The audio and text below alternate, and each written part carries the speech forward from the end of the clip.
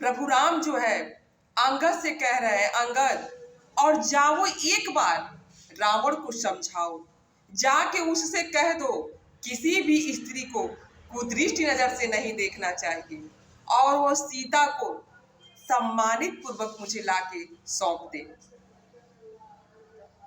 तो अंगद जी कहते हैं, क्या प्रभु आपको ऐसा लग रहा है कि रावण माता सीता को वापस कर देगा?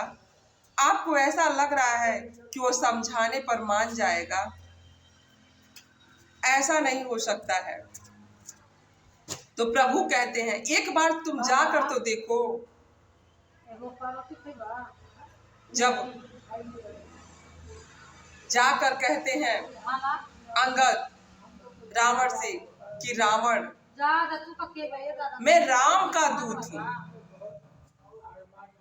और उन्होंने मुझे भेजा है कि तुम सीता को मान सम्मान के साथ ले जाके प्रभु को सौंप दो।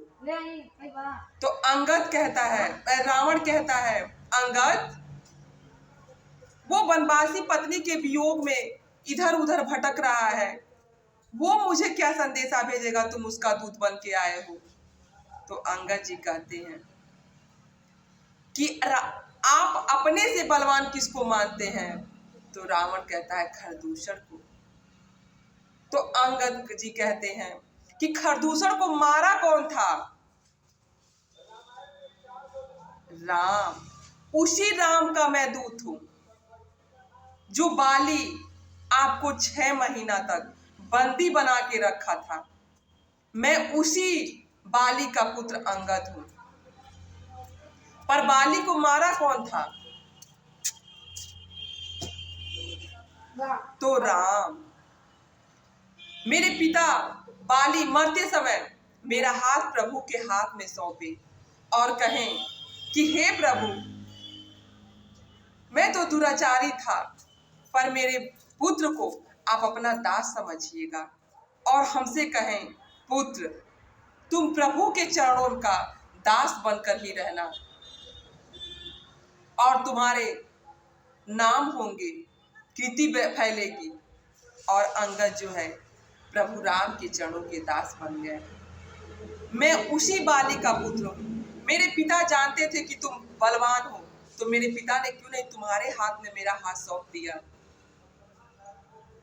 मेरे पिता को तुमने क्यों नहीं मार दिया? और मेरे पिता ने तुम्हें ये जीवन दान दिया था। तुमको 6 महीना तक मेरे पिता ने बंदी बना के रखा, उसके बाद से मेरे पिता तुमको रोने गिलगिलाने पे छोड़ दिए। मैं उसी राम का दूत हूं। मान जाओ, तुम्हारा विनाश नहीं होगा, तुम ऐसे ही लंका के राजा रहोगे। तुम सिर्फ प्रभु के शरण में चले जाओ। लेकिन रावण मानता नहीं है। तब अंगद जी कहते हैं कि इसमें से कोई तुम्हारे दरबार में है जो मेरे पांव को खिसका सकता है? सारे लोग अंगद जी के पांव को खिसकाने लगे, पर किसी ने उनके पांव को नहीं खिसका पाया।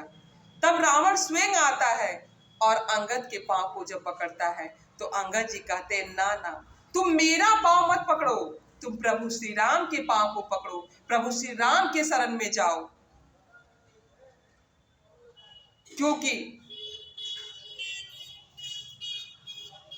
प्रभु के नाम का ही सुमिरन करके, भजन करके, इस कलयुग में प्रभु के नाम को ही जप के हम अपने जीवन का नैया को पार लगा सकते हैं।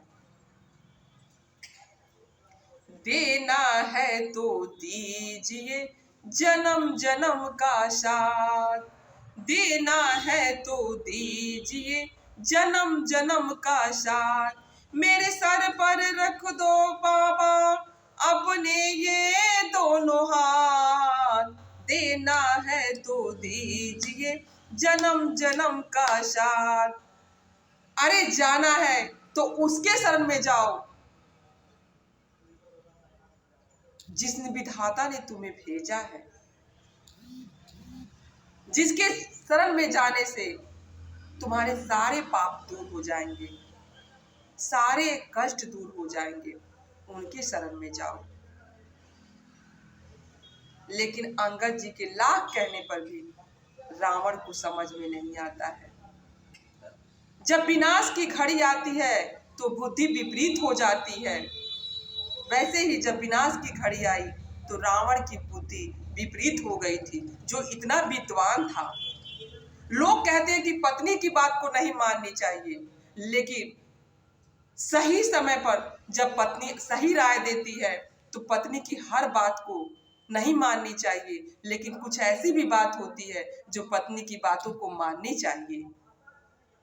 मंदोदरी कहती थी कि आप सीता को लौटा दीजिए, सीता जगत जननी है, वह हम सबकी माता है।